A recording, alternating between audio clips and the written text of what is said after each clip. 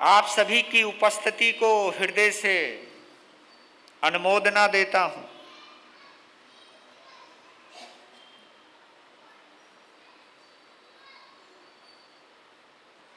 अब भगवान आदिनाथ की पवित्र गाथा में प्रवेश करता हूं। आप मन ही मन ये सोचें कि भगवान आदिनाथ समग्र आर्य जाति के उपास्य देवाधिदेव हैं। आर्य जाति उसे कहते हैं जिनका भरोसा अहिंसा में होता है और जिन शासन अहिंसा पर ही टिका है, जिन शासन मैत्री भाव पर ही टिका है, जिन शासन निस्वार्थ प्रेम पर ही टिका है, अनकंडीशनल लव पर ही टिका है जिन शासन, ऐसे आर्य जाति के उपास्य देवाधिदेव हैं भगवान आदिनाथ। क्यों?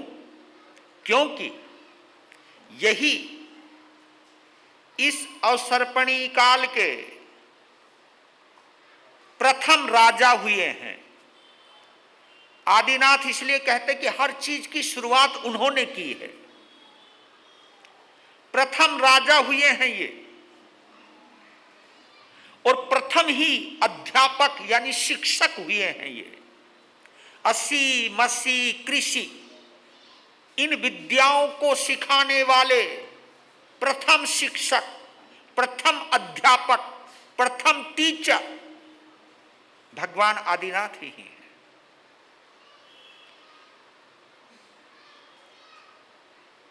इस अवसर्पणी काल के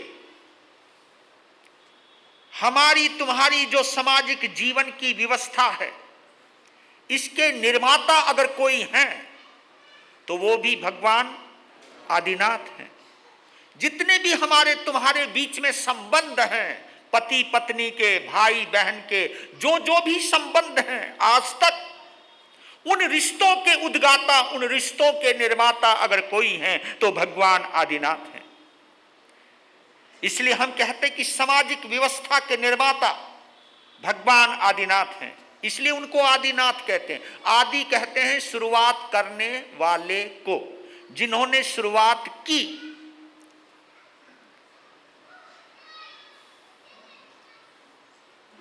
ओ भगवान आदिनाथ ही इस अवसर्पणी काल के प्रथम वर्षादानी हैं या वर्षीदानी हैं। भगवान आदिनाथ ही इस परंपरा के, इस अवसर्पणी काल के प्रथम मुनिराज हैं, प्रथम संत हैं, प्रथम साधु हैं। भगवान आदिनाथ इस युग के प्रथम केवली हैं। भगवान आदिनाथ इस अवसर्पणी काल के प्रथम तीर्थंकर हैं।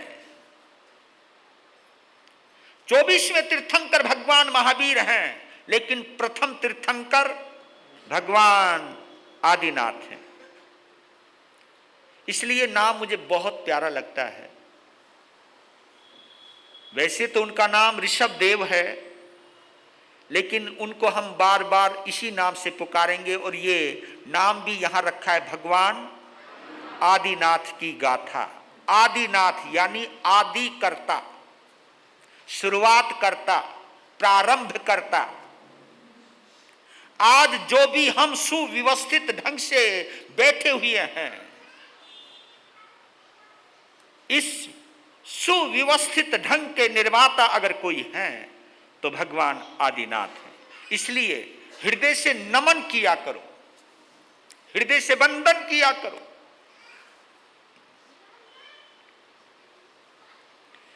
वही प्रथम उपकार करता है। उनसे पहले कल्प वृक्षों के द्वारा जीवन चला करता था, लेकिन वे हमारे तुम्हारे प्रथम सामाजिक जीवन के कल्प वृक्ष हैं। कल्प वृक्ष इसलिए कि जब कल्प वृक्षों ने काम करना बंद कर दिया तो उस वक्त की समाज में जो अव्यवस्था फैली, उस अव्यवस्था को व्यवस्थित किया। ऐसे परम उपकारी हैं प्रभु आदिनाथ परमात्मा। तो एक बार हृदय से बोलिएगा जयकारा, बोलिए भगवान आदिनाथ भगवान ने की। और ये एक आप बात मान के चलें, भगवान आदिनाथ के 13 भव हैं। भगवान आदिनाथ बनने से पहले 12 भव हैं। 13वां भव भगवान आदिनाथ का है। तो प्रथम भव, यहां पर कईयों को कंफ्यूजन हो जाता है, क्या इस भव से पहले वो नहीं थे? ऐसा नहीं है। हमारे यहां जिन शासन में भवों का शुभारंभ वहां से होता है जहां सम्यक्त्व की प्राप्ति होती है। क्या प्राप्ति होती है? सम्यक्त्व की प्राप्ति होती है। अब पता नहीं हम लोग सम्यक्त्वी हैं या नहीं, अब क्या कह सकते हैं भैया। जब आप लोगों की कथा में मस्ती देखता हूं तो मुझे लगता है कि तुम जल्दी मुक्ति में जाने वाले हो। क्या भक्ति आप लोगों की। कई लोगों को समायिक करने की इतनी आदत पड़ जाती है, एक दिन ना हो हाय हाय हाय हाय कुछ छूट गया। मैं कभी आप लोगों की इतनी बेचैनी देखता हूं, मैं सोचता हूं यार ये तो लगता है मेरे से पहले ही ऊपर जाने वाले मुक्ति में। क्या गजब है यार। वो अंतर का मामला तुम जानो भाई, उसका तो मुझे पता नहीं, पर लेकिन इतना कहता हूं कि सम्यक्त्व की प्राप्ति जब होती है वो गणना में आता है, गिनती में आता है। उससे पहले अनंत जन्म हो चुके होंगे भगवान के, लेकिन उनकी गणना नहीं की गई। ये जिन शासन की बड़ी सुंदर व्यवस्था है कि आत्मा को जब आत्मा का बोध होता है, क्या बोला मैंने? जब आत्मा को आत्मा का बोध होता है वहीं से सम्यक्त्व की शुरुआत होती है, वहीं से सम्यक दर्शन प्रारंभ होता है।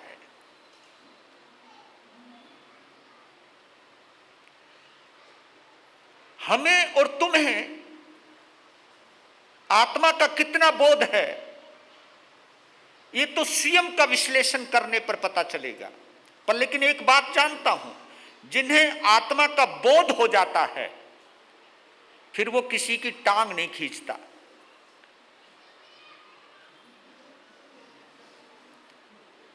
अगर जब तक वो टांग खींच रहा है, चाहे संत हूं चाहे कोई भी है, अगर ये टांग खींचने की, किसी को नीचा दिखाने की और किसी के ऊपर इल्जाम लगाने की, किसी के साथ बुरा व्यवहार करने की, ये जितनी भी हमारी कुत्सित मानसिकता है, ये मानसिकता अगर हमारे साथ जिंदा है तो एक बार जरूर मानना, एक बार जरूर चिंतन करना, एक बार जरूर अपनी तरफ देखते हुए आलोचना करना। जिनवानी सुनने के बाद, भगवान की शरण ग्रहण करने के बाद, महामंत्र नवकार की आराधना करने के बाद, भक्ताम्र की साधना करने के बाद, 65 छंद की उपासना करने के बाद, पोषद उपवास करने के बाद, बरसी तप करने के बाद भी ये मेरे अंदर जो कसायों की जटिलता है, कुटिलता है, ये क्यों नहीं जा पा रही है? मैं हर क्रिया को दिखावे में क्यों कर रहा हूं? मैं हर क्रिया का रिस्पॉन्स अपनी अहम संतुष्टि के लिए क्यों कर रहा हूं? ये जब विचार पैदा नहीं होता है तो समझो अभी मिथ्यात्व बड़ा मजबूत है, क्योंकि सम्यक्त्वी व्यक्ति बड़ा सरल होता है। इसलिए कहता हूं कि संत बनना कोई सम्यक्त की निशानी नहीं मानता मैं। वो संत बना है, संत हुआ नहीं है।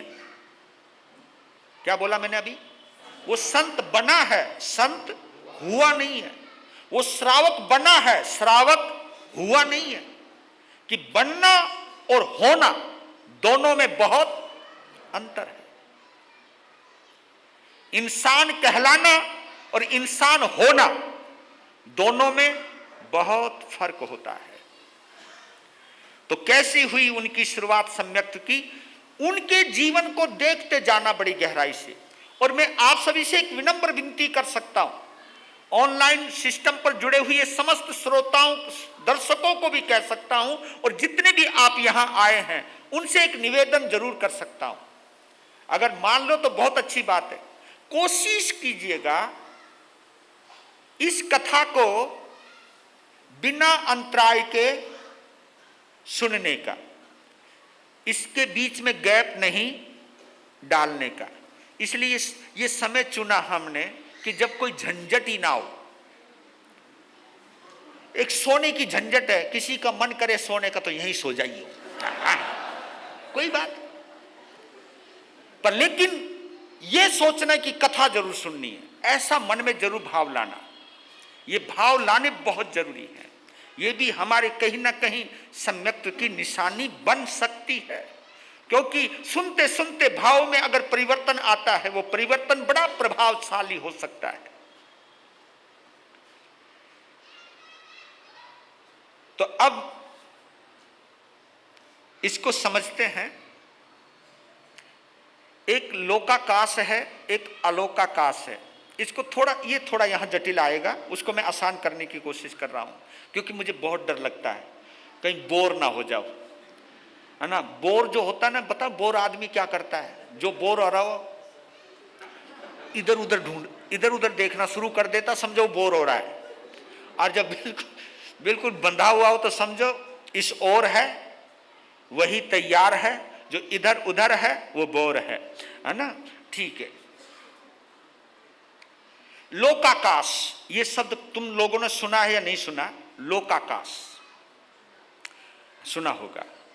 लोकाकाश को समझने के लिए हमारे यहां एक चिन्ह आता है, वो परस्परो ग्रहो जीवा नाम का। और मालूम है किस तर्ज पर बना है? वो इस तर्ज पे बना है, कोई भी व्यक्ति टांग चौड़ी करके और हाथ को कटी क्षेत्र में बीच में रख करके जब वो खड़ा होता है तो ये लोकाकाश बनता है। इसको लोकाकाश कहते हैं। पांव और हाथ और ये लोकाकाश का, अगर आपने देखा होगा वही चिन्ह है, वो प्रतीक रूप में है। यही हमारा जिन शासन का चिन्ह माना जाता है, ये लोकाकाश है। और ये लोकाकाश 3 भागों में डिवाइड है। एक ऊर्ध्वलोक है, एक मध्य लोक है और एक अधोलोक है। और ये लोकाकाश है, इसको लोकाकाश कहते हैं। जहां ऊर्ध्वलोक हो, मध्य लोक हो और अधोलोक हो, ये 3 लोक जहां हैं इनको हम लोकाकाश कहते हैं। और इसके अलावा जो भी है उसे हम अलोकाकाश कहते हैं। अलोक, जहां लोक नहीं है, जहां कोई व्यवस्था नहीं है। और इन लोकाकाश के अंदर धर्मास्तिकाय, अधर्मास्तिकाय, पुद्गलास्तिकाय, जीवास्तिकाय और आकाशास्तिकाय तो है ही, क्योंकि लोकाकाश है वो, और काल, इन सब की गणना है यहां पर। ये सब व्यवस्थाएं टिकी हुई हैं, इसलिए इसको लोकाकाश कहते हैं। कहीं ना कहीं जो भी आयु है वो सब चीज की व्यवस्थाएं चलती हैं।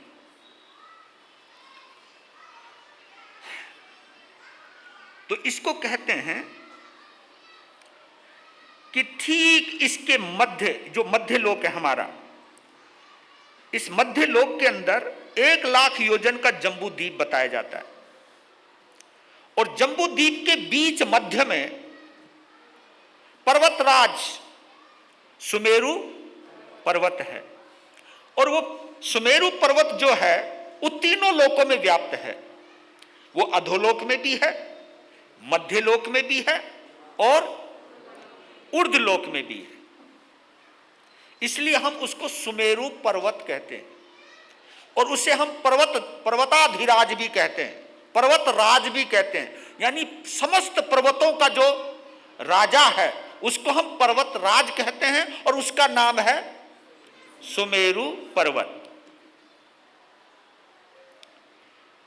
तो जो सुमेरु पर्वत है वो बीच मध्य में है और उस मध्य के अंदर जो है वो बटा हुआ 16 भाग उधर हैं, 16 भाग इधर हैं और उसको दो रूप में डिवाइड किया, पूर्व महाविद्य क्षेत्र और पश्चिम महाविद्य क्षेत्र। इस तरह से उसका डिवीजन किया गया है और 16-16 विजय हैं। उन विजयों के ऊपर नगर बसे हुए हैं। तो उस व्यवस्था के अंदर एक नाम दिया है, वहां पर जो महाविद्य क्षेत्र है वहां सदा सर्वदा तीर्थंकरों का वास रहता है। 20 विहरमान वहां हमेशा विचरणशील रहते हैं और वहां की व्यवस्था इस भरत क्षेत्र के अलग से, वहां यहाँ की 24 अलग रहती है और महाविद्य क्षेत्र के 20 विहरमान हमेशा रहते हैं। और मालूम है, आप कोई बता सकता है ये वो 20 विहरमान कब तक रहेंगे? ये जो वर्तमान में चल रहे हैं, आने वाली 24 7वें तीर्थंकर तक, जो 7वें तीर्थंकर होंगे तब तक ये 20 विहरमान रहने वाले जो वर्तमान में हैं। और मालूम है, नमो अरिहंतानम से हम केवल उनको ही वंदना करते हैं क्योंकि वो इस वक्त हमारे अरिहंत हैं। इसलिए आपने एक शब्द सुना होगा मेरे से, जब मंगलाचरण के रूप में उन महापुरुषों का नाम लेता हूं तो अरिहंत परमात्मा श्री सिमंदर स्वामी। और जो भी हम यहाँ से ईशान कोण में उत्तर दिशा में जो भी हम वंदना करते हैं, किनको करते हैं? भगवान सिमंदर स्वामी को। उन्हीं की आज्ञा लेकर के हम समायिक लेते हैं। जब कोई साधु साध्वी नहीं होता है और हम जब समायिक लेते हैं तो उनकी आज्ञा से लेते हैं, उन्हीं को हम वंदन करते हैं। यानी जब भी हम नमो अरिहंतानम कहते हैं वही अरिहंत होते हैं। बल्कि अब जो 24 तीर्थंकर हैं वो क्या हो चुके हैं? वो सिद्ध हो चुके हैं, वो नमो सिद्धानम में आते हैं। तो ये उसकी विशेषता है कि वहां हमेशा तीर्थंकर रहते हैं, हमेशा चौथे आर्य जैसी या दूसरे तीसरे आर्य जैसी व्यवस्था वहां बनी हुई रहती है। वहां व्यवस्था नहीं गड़बड़ाती, वहां एक जैसी व्यवस्था रहती है। इसलिए वो अद्भुत क्षेत्र है, उसे हम महाविद्य क्षेत्र कहते हैं।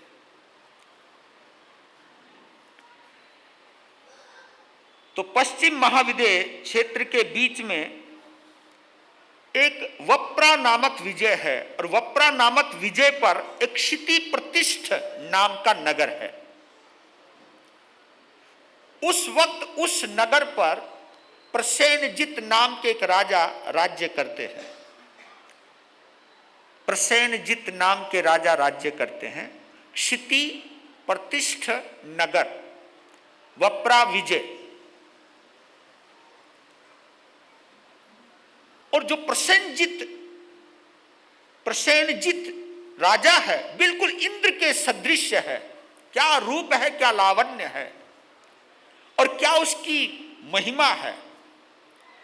और वो जो नगर है क्षिति प्रतिष्ठ नगर, ऐसा लग रहा है कि जैसे वो देवलोक के साथ कोई मुकाबला कर रहा है। इतना सुंदर सुव्यवस्थित ढंग से वहां पर उस नगर के अंदर अब भगवान का पहला नाम, पहला भव आ रहा है। वहां एक धन्ना सार्थवहा नाम का एक व्यक्तित्व निवास करता है। धन्ना सार्थवहा, इस नाम को जरूर याद रखना। भगवान आदिनाथ का पहला भव धन्ना सार्थवहा का है। कहीं धन्य बोलते, कहीं धन्ना बोलते हैं, वो कुछ भी आप समझ लीजिए, धन्ना सार्थवहा है। अद्भुत व्यक्तित्व है। विशेषता है उस बंदे की और ऐसे विशेष व्यक्ति को कुछ विशेषताएं मिलती हैं और विशेष बनने के लिए विशेषताओं का अपना ही महत्व रहता है। उसकी एक विशेषता थी, क्योंकि उसका नाम है धन्ना सार्थवाह। सार्थवाह किसको कहते हैं? सार्थ कहते हैं काफिले को, काफिला, सार्थवाह। बहुत बड़े व्यापारी हैं, विदेशों में और प्रदेशों में वो जाते हैं, लेकिन उनकी एक मानसिकता बड़ी जबरदस्त थी। ये जबरदस्त थी कि जब भी वो व्यापार के लिए बाहर जाते थे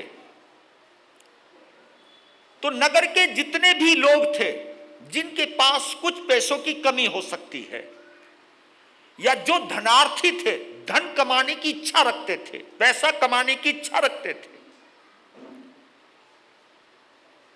तो एक मुनादी करवा दिया करते थे वो कि मैं प्रदेश में या विदेश में जा रहा हूं, कोई भी धन कमाना चाहता है वो मेरे साथ आए, उनको मैं पैसा दूंगा, उनके खाने का, पीने का और जाने का सब इंतजाम करूंगा और उनको पैसा कमाने की कला भी सिखाऊंगा। तो बताओ ये शब्द किसको अच्छे नहीं लगते? तो ये जैसे निवेदन मिलता था तो सब इकट्ठे हो जाते थे, नाम लिखवाते थे। जैसे हम लोग आपके आइमिलों में नाम लिखते हैं, है ना? उस समय तो तुम ना नुक्कड़ करते हो। अगर मैं कुछ ऐसा मंत्र देने मैं ये कह दूं कि नाम लिखवाओ, तो मैं ऐसा मंत्र दूंगा जिससे लक्ष्मी ऊपर से बरसेगी। तो बताओ जितना तुम आइमिल लिखवाने में या बरसी तब के नाम लिखवाने में वो आना कानी करते हो, करोगे तब? मैं कहा काश महाराज सचमुच ऐसा हो जाता।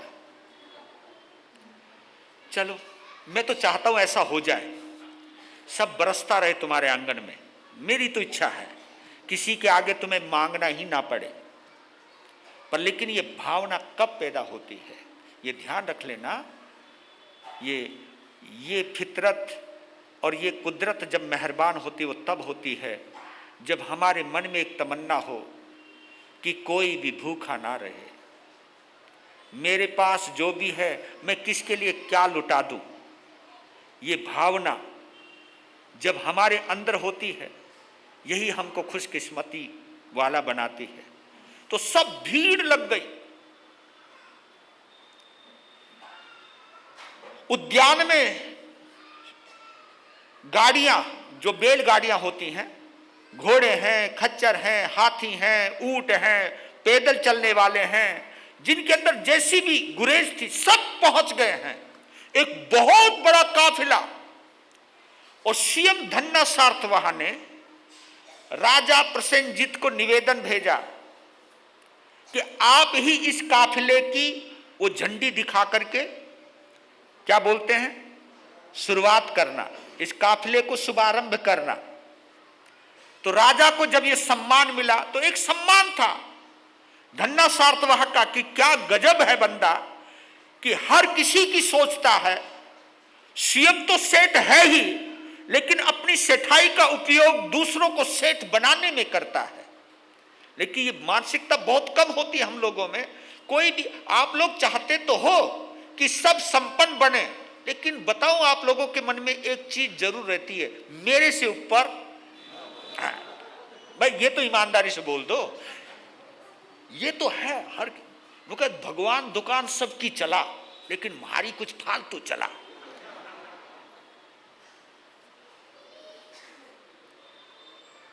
कुछ सैनिक मिल गए, वो काफिला 3-4 किलोमीटर लंबा, मतलब सैकड़ों लोग, और उसमें रास्ते के लिए खान पान की सारी व्यवस्था, इतने लोगों को खिलाना है पिलाना है, उनको बनाने वाले और विशेष आगे जाकर के सफाई करने वाले, कितनी दूर चलेगा काफिला, उसके बाद किस तरह की व्यवस्था, जहां उनको बसाना है, रात्रि में ठहराना है, उनकी सब व्यवस्था के साथ वो चलते थे।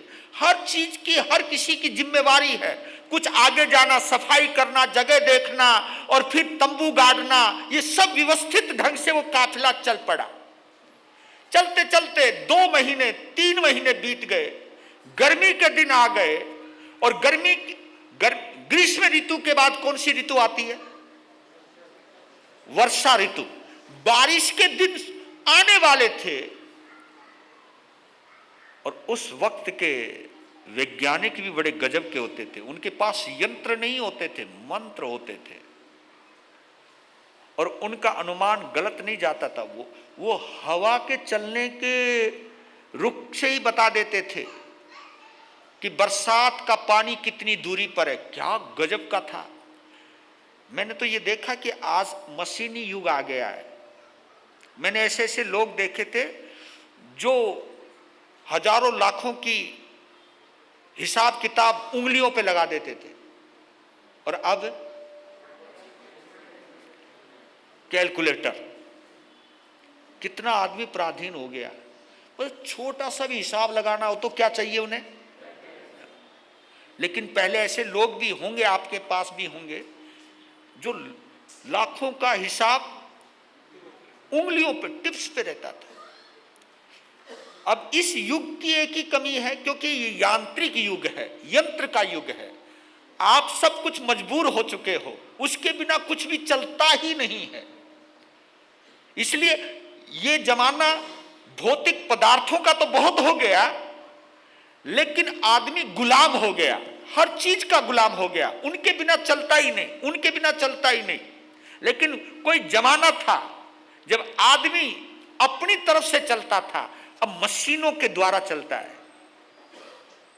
पहले के स्रोत, पहले के वक्ता इतने गजब के थे, अब तो मुझे इसका भी सहारा लेना पड़ता है वहां तक आवाज पहुंचाने के लिए। लेकिन पहले ऐसे भी वक्ता थे जो हजारों में भी बिना माइक के बोल लेते थे। हम भी इसके गुलाम हैं, अब क्या करें। पर लेकिन कोई बात नहीं, इसका मैं थैंक यू बोलता रहता हूँ बार बार कि वहां तक भी आराम से सुन लेते हैं, है ना। और मुझे कुछ कहता भी नहीं है, ये बस सामने खड़ा हुआ रहता है। मगर तू बोलता रहे, मैं तुम्हारी आवाज को पहुंचाता रहूंगा। इसलिए इसको भी बोलो थैंक यू, थैंक यू, धन्यवाद। जैसे ही पता लगा, एक वैज्ञानिक ने धन्ना सार्थवा को कहा कि इस बार बारिश बहुत है और बरसात ऋतु आने वाली है। बरसात शुरू हो इससे पहले कोई ऊंची पहाड़ी पर अपने समस्त इस सार्थवाह को ठहरने की व्यवस्था की जाए। तो एक उचित स्थान देखा गया ऊंची पहाड़ी पर, जहां स्पेस बहुत था, जहां वो सैकड़ों की भीड़ तंबुओं के अंदर रह सकती थी। क्योंकि ऊंची जगह का एक फायदा रहता है कि बरसात कितनी भी हो, पानी नीचे आ जाता है। तो वहां व्यवस्था हो गई, तंबू गड़ गए, सब लोग अपने अपनी जगह पर ठहरने लगे, अपने अपने तंबू बसा करके घर बसाने लगे। चाहे वो 3-4 महीने का था, ऐसे हम लोग भी तंबू, आप लोगों ने बड़ा अच्छा जगह दे रखी है, लेकिन हम भी तो 4 महीने के लिए भी आते हैं और 4 महीने के बाद हम चल देते। तो वो सफर में थे तो तंबू गाड़ दिए, सब व्यवस्थाएं हो गई, लोग सब बैठ गए, ठहर गए। ऐसा लगने लगा कि एक पहाड़ी के ऊपर छोटा सा गांव बस गया है। वहां पर एक धर्म घोष नाम के अनगार थे जो पहाड़ी की गुफा में साधना कर रहे थे और वो अभिग्रहधारी मुनिराज थे, मांस खमन की साधना करते थे। और इस बार उनका एक अभिग्रह, देखो अभिग्रह में बड़ी पावर होती है।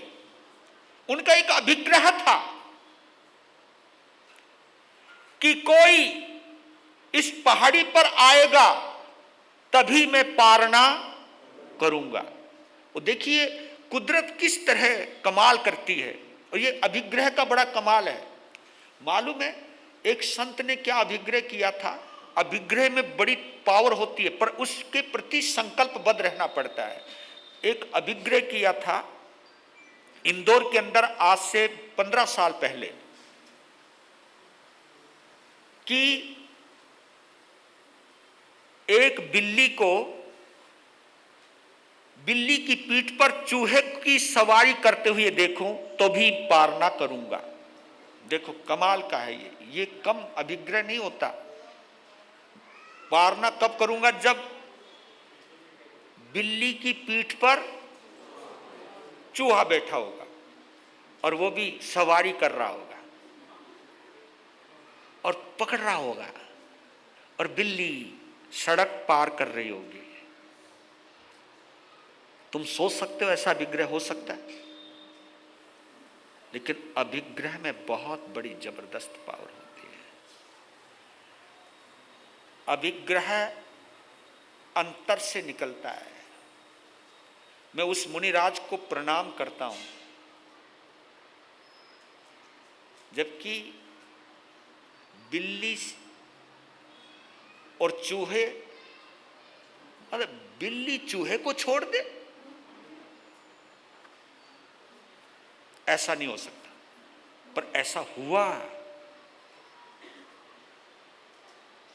15-20 लोगों ने वो नजारा देखा और संत रोज चक्कर काटते। 35 दिनों के बाद, कितने? 35 दिनों के बाद उनका ये अभिग्रह। आप ये सोचिए, मैं उस संत को क्यों नमन कर रहा हूं और आपसे क्यों करवाना चाहता हूं। मैं इसलिए नमन करवाना चाहता हूं कि कितनी अनंत करुणा रही होगी उसके अंदर। बिल्ली का भोजन है चूहा, खाने वाली बिल्ली चूहे को बचाने के लिए अपने पीठ पर बैठाए। क्या गजब की साधना है। तो ये मुनिराज ने अभिग्रह किया कि पहाड़ी पर कोई आएगा तो ही मैं पार ना करूंगा। तो वो लोग कहीं और भी ठहर सकते थे और बरसात की सूचना उसके बाद भी तो मिल सकती थी, लेकिन ये अभिग्रह काम भी करता है। तो बस गए, अपने तंबू में बैठा है धन्ना सार्तवहा। उधर से गुफा से बाहर निकले हैं धर्म घोष अनगार। एक बार देखा इधर उधर तो देखने लगे कि पहाड़ी पर चहल पहल है, जंगल में चहल पहल, तंबू गड़े हुए।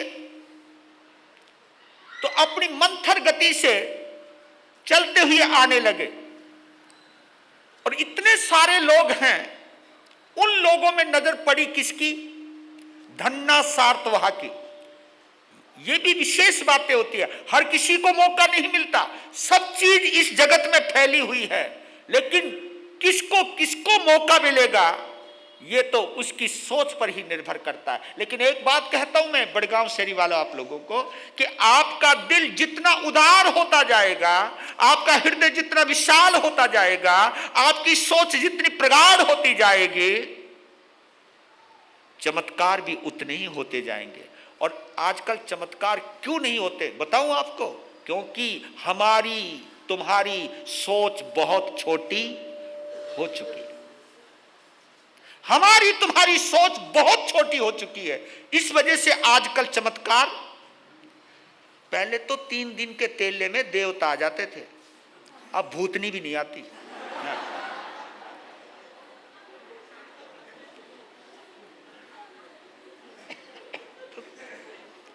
वैसे इसमें हंसने वाली बात थी वैसे, क्योंकि बात है ये,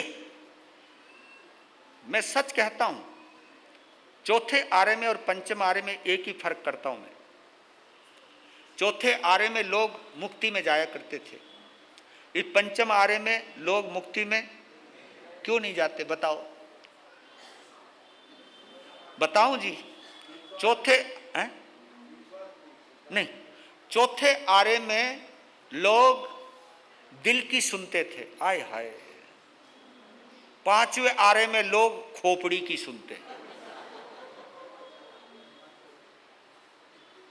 चौथे आरे में लोग संत और अरिहंत होते थे, सरल चित्त होते थे, भोले भाले होते थे, इनोसेंट होते थे। आय हाय, इनोसेंट।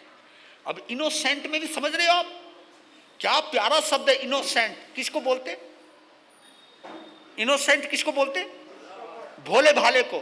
और आपने देखो इसमें एक शब्द, बड़ा अच्छा शब्द आया, इनोसेंट। सेंट किसको कहते? सुगंध को। सुगंध को ही तो सेंट कहते हैं। जो इनोसेंट है उसी में ही सुगंध होती है, और उस सुगंध के ऊपर देवता मंडराते हैं। आजकल कोई इनोसेंट नहीं है, कनिंग कनिंग, पता नहीं किसको काट दे कौन, पता ही ना चले, और काटने के बाद भी भोले भाले बने रहते हैं, पता नहीं। पंचम आरे में, चौथे आरे में एक चीज है, पंचम आरे में लोग विश्वासी होते थे, चौथे आरे में लोग विश्वासी होते थे, और इस पंचम आरे ने सबसे ज्यादा कोई चीज छीनी है हमारी, तो क्या छीना है? विश्वास। आज किसी को किसी पर विश्वास।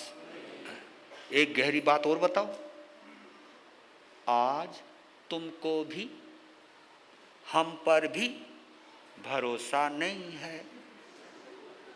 आप कहोगे क्या बात करते महाराज? हाँ, मालूम है आपको मैंने क्या कहां से चीज निकाली? ये चीज, जब आप लड़के लड़की की शादी करते हो ना, तो आप लड़की वाले हो चाहे लड़के वाले हो, पता नहीं कितने मेहमानों से पूछते, कितने मिलने वालों से पूछते हो, कितनी उनकी खोजबीन निकालते हो। और यार कमाल तो जब होता है जब तुम हमारे से भी पूछने आ जाते हो, या हमसे भी पूछते हो। उनका गुरु महाराज बताओ ना वो लड़का कैसा है। तब मुझे पता लगा रहे, अगर किसी लड़के के बारे में या लड़की के बारे में हमसे पूछते हैं, तो ये लोग हमारे बारे में भी तो पूछते होंगे।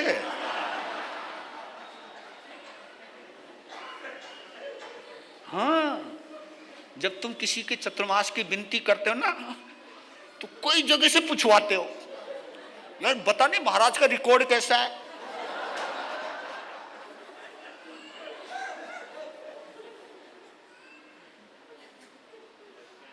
महाराज ने कहां कहां चतुर्मास किया।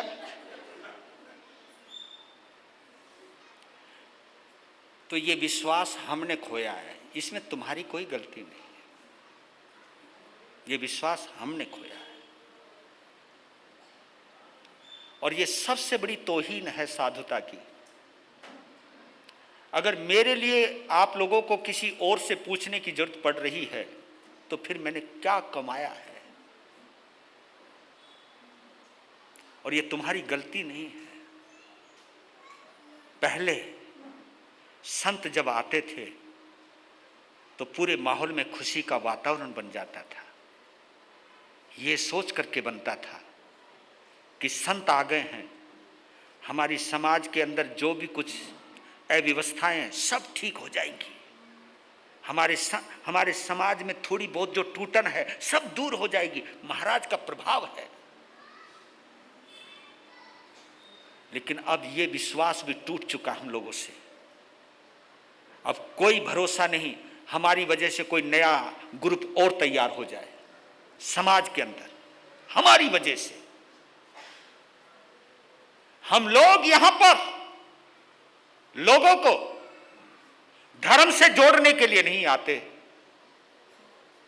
और जब से साधु संतों ने लोगों को धर्म से जोड़ना बंद कर दिया और अपने से जोड़ना शुरू कर दिया, तब से ही समाज के अंदर हम लोगों के प्रति विश्वास खत्म हुआ है।